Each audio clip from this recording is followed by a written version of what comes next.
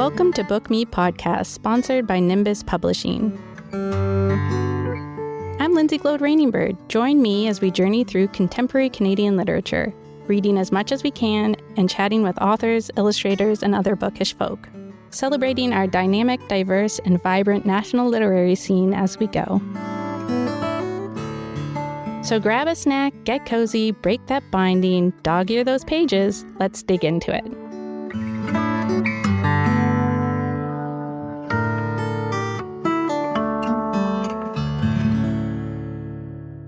Today, we're joined by Jack Scrine, photographer and professional people watcher, co-creator of the popular local site HALIfolks, which compiles portraits and intimate short interviews with its subjects for a glimpse into the lives of the people around us.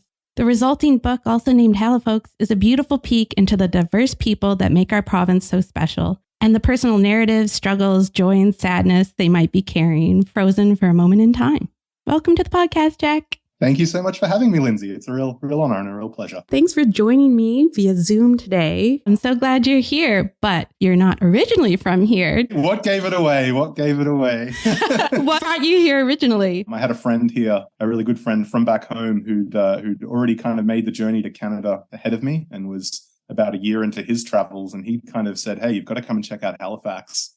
Which I'd never heard of really at the time, outside of being a bit of a Trailer Park Boys fan back home. It is a big show back even in Australia. So I was like, oh, that's that place, isn't it? I think Maritimers can relate to the extreme kind of comfort one gets from being within a short distance of the ocean and the contrasting landlockedness I felt perhaps out during my short time out in Edmonton and Calgary and those sorts of places where really it can... Yeah, claustrophobic is kind of the feeling I associate it with when you're not immediately able to kind of be at the seaside within, 15 minutes of any direction. So my friend Abram, he told me to come out here and check it out. And I was kind of in that free-flowing travel state with an openness to any kind of ideas and ended up here sort of had reached the culmination of my travels at the time as well. My little reserve travel funds were running a little bit low, and it was time to sort of activate that working holiday visa that I had at the time and actually do a little bit of work and earn some money. You're here because you ran out of money. That's a very long-winded way of saying exactly that. Yeah, I ended up being a mall Santa and ended up hoing my way through a couple of holiday seasons, which was an experience all of its own. As you do, kind of started to fall in love with the place. Ultimately falling in love with my wife, Katie, along the way, and the rest is history. And she created HALIfolks with you, right? She did, yeah. I mean, her involvement was a little bit more... We were both falling in love with Humans of New York at the time, and both kind of do share that love of Halifax together. I have a little bit more of a journalistic background than she did, so maybe was a little more comfortable with the whole approaching strangers on the street and taking their photograph and that sort of thing. So ultimately, I think it was something that maybe I fell in love with the process a little bit more than she did, but we certainly enjoyed the kind of the process together, and she helped me out a lot with the social media side of things as well, which I'm not naturally very inclined towards, which is a challenge unto itself as well. But yeah, we did kind of originally, it was in our first years together that I started and we started doing HALIfolks pretty regularly. So it was definitely a big formative experience for our relationship. Kind of grew together. Yeah. That's one of the hardest things. And I want to know how you decide how to approach people and get them to open up to you in that way, because some of the things they tell you are extremely intimate. Definitely. Yeah. First of all, I want to give a big shout out to Brandon Stanton, the creator of Humans of New York. When I was starting HALIfolks, obviously, as I mentioned, I had a bit of a journalism background, so I'd had experience with interviews and writing stories and that sort of thing, and a little bit of photojournalism experience as well. But a much different experience. And one of the first things I did when I was starting the project was really go and consume some of the lectures and resources that Brandon Stanton had put out there on YouTube. And I particularly remember there's a video out there of him delivering a kind of speech to a hall full of university students, I assume journalism students or something like that, with the question or the title of the video being, how I approach strangers on the street, which was a 15-minute sort of TED Talk-esque type speech from him, where he kind of explained his process, which was very helpful to me. He had a lot of tips about how to make yourself approachable, how to make yourself not intimidating, how to kind of scope people out, and how to sort of broach the subject of what the project is, and how to get people to kind of be open to the experience. So that video on its own was very helpful, and then it was a matter of applying it through, as he says in that video, the process of there's no replacement for the process of literally just practicing going up to people and just asking them. There's a lot of rejections and knockbacks, and that's kind of all part of what hardens you to getting used to doing it, and makes it feel a little bit more second nature after a while, I suppose. But then ultimately, I think there's also the element of you get better at selecting and knowing and seeing the kinds of people that are worth approaching in the first place, and the kinds of people that are ultimately only going to probably lead to that rejection and knockback. You really want to be, when you're out there with a camera, kind of scoping out the potential to talk to people, you want to be focusing on people that appear approachable. You'd probably recognize in your own encounters with walking down a busy street the kinds of people that might meet your eye when you walk past and kind of give you a smile back, or even say a quick, "Hi, how's it going?" Or, "Beautiful day, isn't it?" Those kinds of people, or even the people that are simply soaking in the day, that person on a bench who might be kind of just obviously enjoying a moment of peace and tranquility and not in a rush or on their way to an appointment. Contrast that with, the business person in their suit kind of rushing through the snow with an irritated look on their face. You kind of learn the difference in which person is going to be more agreeable to a quick stop and chat. Again, this was a good piece of advice that Brandon Stanton offered. He never starts with the interview request. He starts with the portrait request, the photograph request. "Do you mind if I take your photo?" To which people might be a little bit affronted, but are certainly going to be less jolted than being asked, "Hey, do you mind if I ask you a few intimate questions about your life?" So the photograph request kind Tell of me your hopes and dreams. Yeah, exactly. The photograph request kind of initiates the conversation. It becomes, and then they might ask, "What's this for?" Which gives an opportunity to kind of explain the project, explain the interview request, and go from there. Do you remember the first person you ever approached? How it went?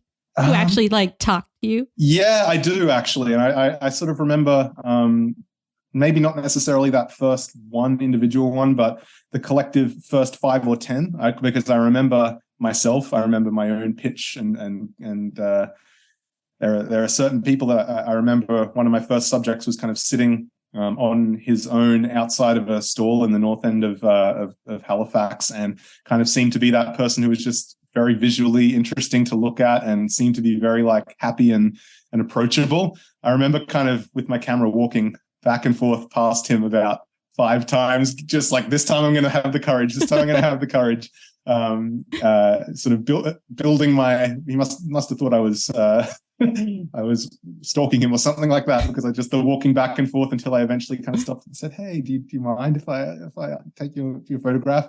To which, totally chill. I needn't have built it up so much in my head. And that's the other thing, is that you certainly would imagine from the outside looking in that it's always this very intimidating process. But oftentimes, especially in this wonderful city, people are very friendly and curious and happy to stop and share a word or a story or a photograph with a stranger. And how do you get it from that moment of connection to actually asking these deeper questions and getting them to open up to you a little bit more?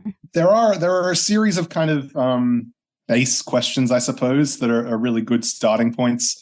Dare I say, they're almost a little cliched, happiest memory, saddest memory, greatest struggle, things like that. You don't generally tend to get, although it does happen, you don't tend to get the most deep and profound answers from those base questions. They tend to be the questions that open up the conversation, that get people going, huh.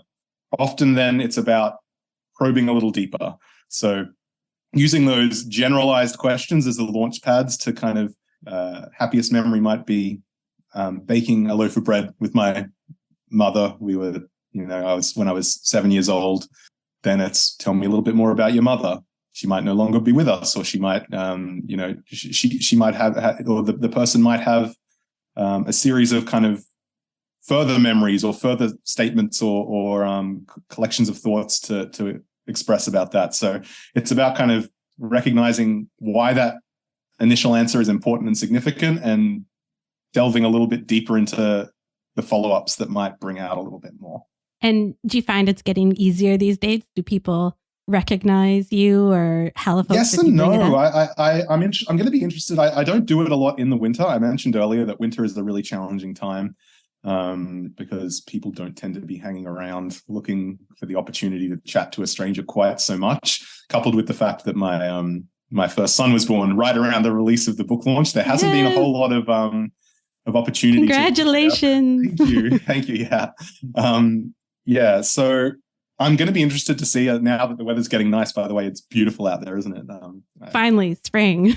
These are the kind of days that get me itchy to kind of sling the camera around my neck and go wandering, because spring is when you do get people just like walking around with big old smiles on their faces, kind of happy to talk and happy to celebrate the nice weather. So it'll be interesting to see now that the book's been out for a little while, and that I've been a little bit more hibernated, I suppose, over the winter, to see whether there is a little bit more of that recognition. I would say that there certainly have been people that recognize the project from social media throughout the time that I've been doing it.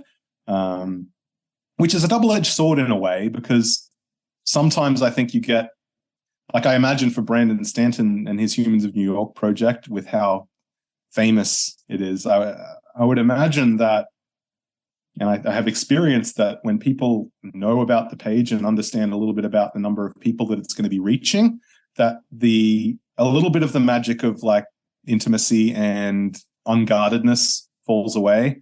Once that knowledge is there, I think that you have to work a little bit harder to establish that ease with which people will speak to you, because naturally if you understand that you're going to have your story printed or published for a number of people, you're going to want to make yourself sound good, or you're going to want to like be very careful about what you reveal, which is totally fair enough. So it's a double-edged sword in that sense. It makes it easier in some ways, because some people are like, oh yeah, like awesome, I really want to talk to this page, but then people might be a little bit more like 33,000 people listening to my story. Exactly, I don't know. Exactly. So, and as I say, I can't even imagine what that's like for Brandon Stanton and how he has to overcome that. It's once it's out there, it becomes a little bit harder to maintain that special sauce. So was the book a natural progression then from the site and everything? I think so, yeah. It was one of those things that I kind of wish I'd been able to do it sooner, but I mentioned earlier, I'm not the biggest social media person. I really struggle with not only the amount of work that it takes to keep an active social media presence for a project like this, let alone your own personal brand and stuff like that, but for a project like this as well, it's the moderation element of it, and the I mean, the HALIfolks is blessed to be one of the more positive and nurturing and wonderful corners of the internet and social media, but it still can descend, especially depending on the nature of someone's interview or what they have to say, if it might have a controversial edge to it or might be a little bit more like divisive in its themes.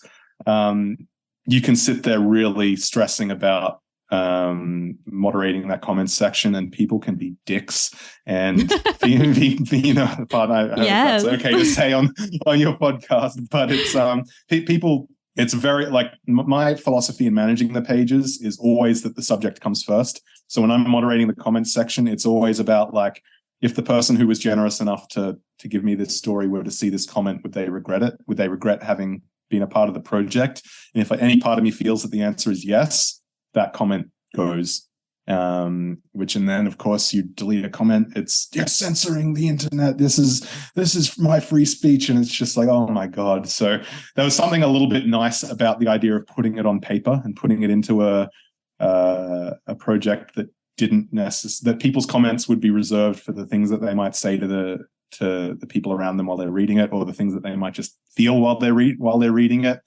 There was also the fact that, over the years, I don't have an exact count, but it was well over 600 sort of portraits and interviews that I'd compiled. And today's social media post is lost to the algorithms of time, and and one of the more recognizable or poignant interviews that I may have ever done will be relegated to never really being seen again by anyone, which I thought was a great shame as I look back across the hundreds of interviews and portraits and the great kind of, I don't know, the web that they weaved, and the culmination of them all felt like enough of a document and a kind of amalgamation of these portraits that it was worth compiling some of the favorites and putting in a document that could live on a little bit more permanently. They deserve their own moment. Yeah, I think so. Yeah, I really do. And yeah, I'm really happy with the outcome, especially with how Nimbus was able to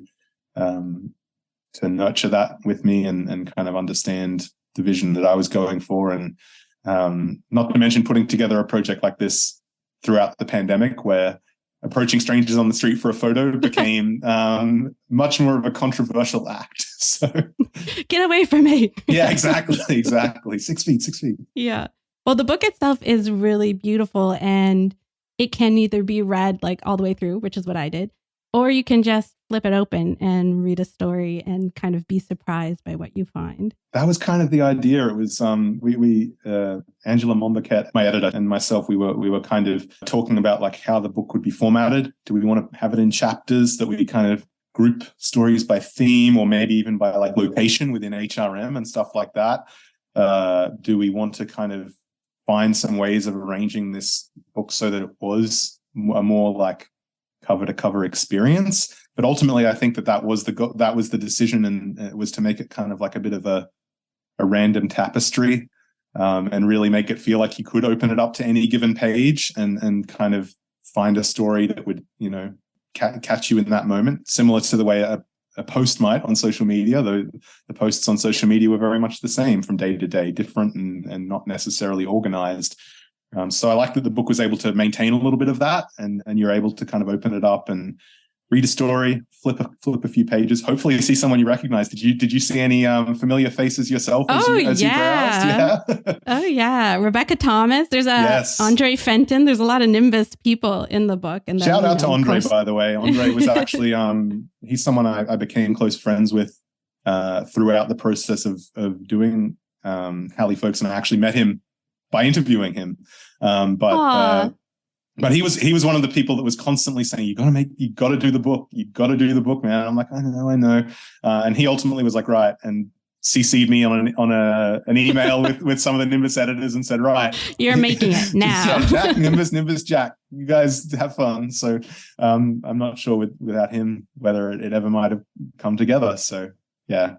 Well, the thing I really like about the organization of the book is just how like life it is, because everything is kind of random. All the stories are random, and that's what it's like. You look around, you don't know what's going on in somebody's head who's next to you on a bus or something. So I just really like that way that it's put together, to have that kind of feel like you never know who's next to you, who's around the street. It's a cliche at this stage, but it's that, everyone's fighting a battle you know nothing about. Exactly. And I think that struggle is a theme, an undeniable theme that kind of the conversations will often gravitate towards. Although I do try to make it balanced in the sense that, not everyone is literally just venting, but struggle does come up time and again, because whether it's overcoming one's struggles, whether it's a struggle that someone might be dealing with now, or even a historical struggle that's kind of shaped the way that someone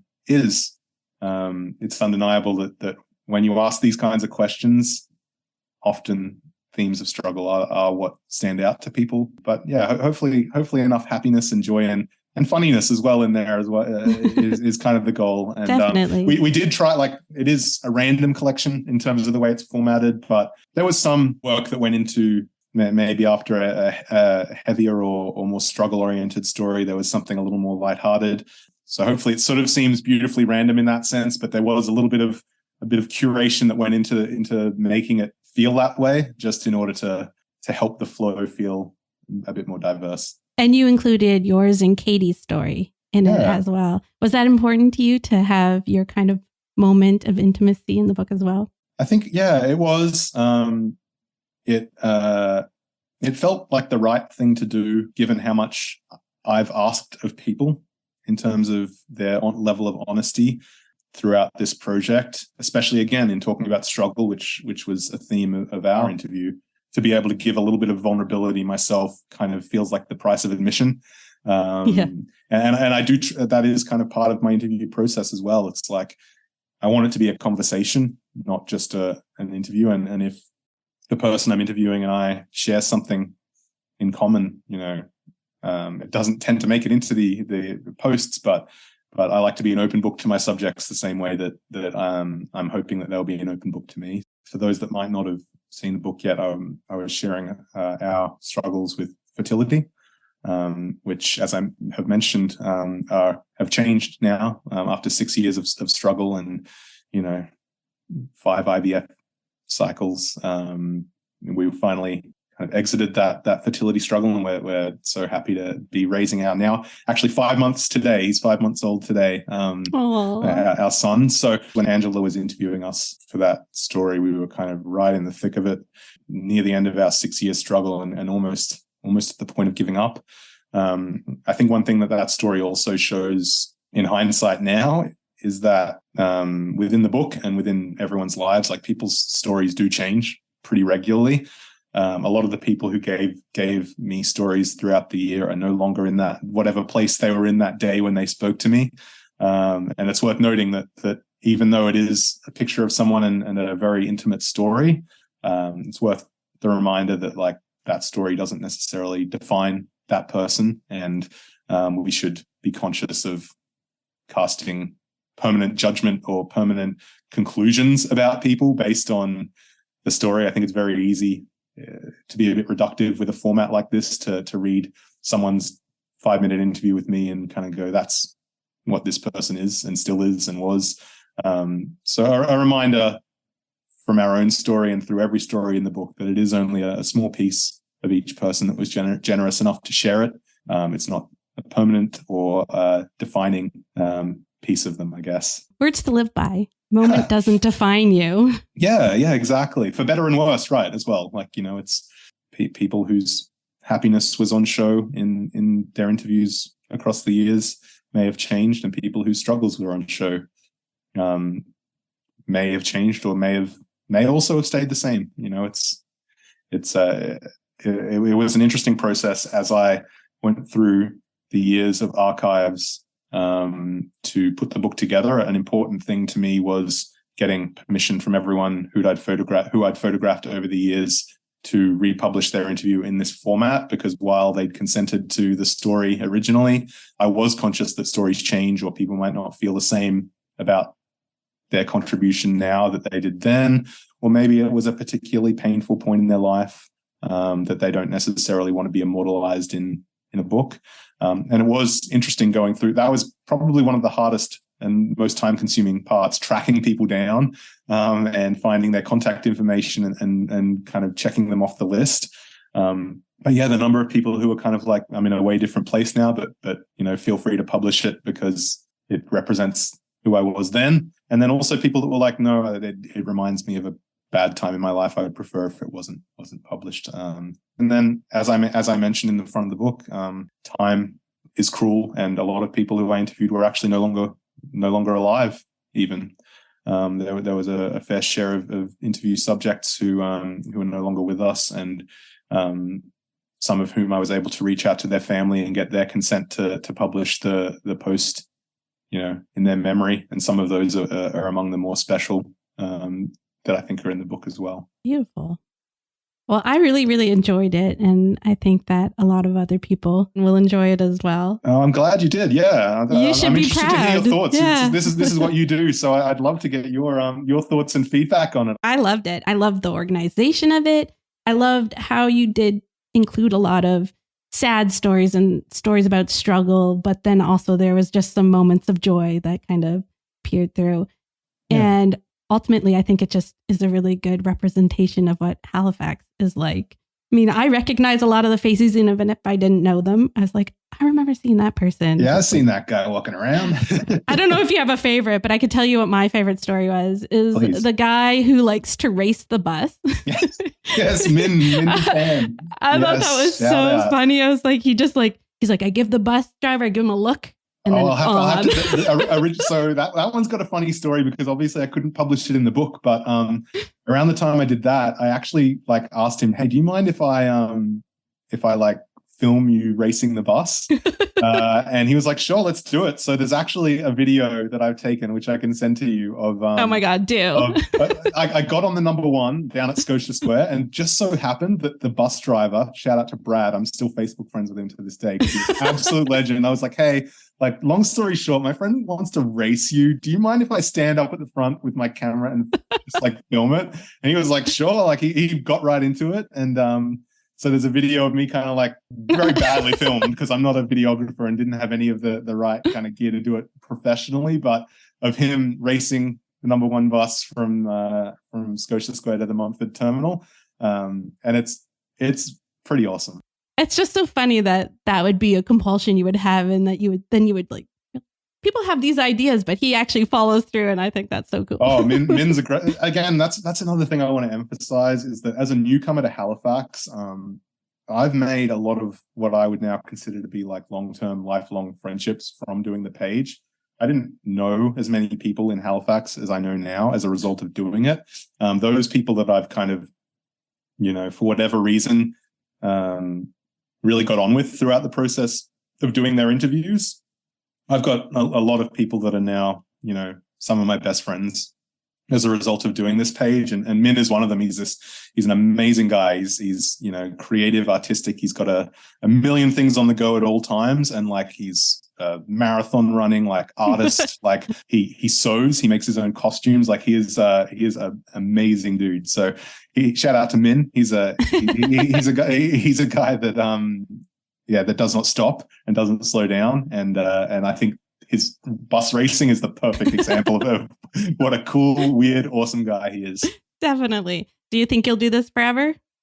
Yeah, I'm interested in what comes next. And this book felt like a really good combination of a lot of the past interviews and the historical stuff that have been done. But kind of to your point earlier about what it's going to mean now to go out and do this, maybe now that the project's has a little bit more reach in the public consciousness, is that I don't know. I mean, obviously there's a lot of recognizable faces in the book, but I haven't got everyone.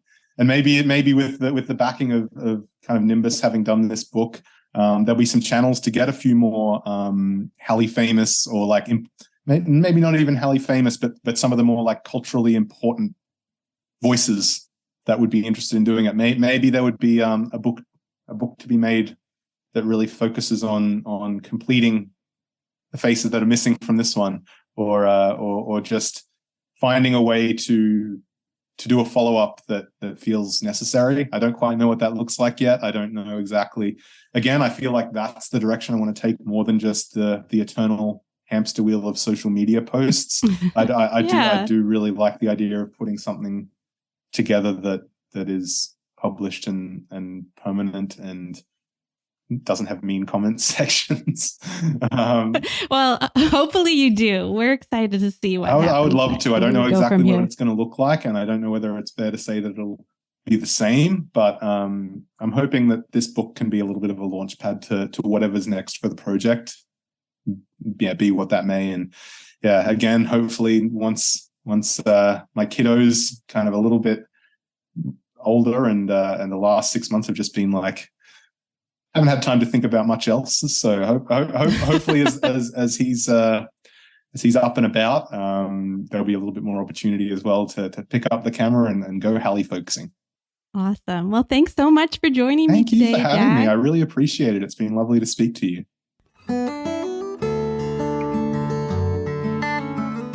HALIfolks, The Faces and Stories of Halifax, is available now everywhere books are sold. And thank you for listening and hanging out with us. Join me next time on this book lover's journey as we try to read more, Read Canadian, read local. You know, all the good things.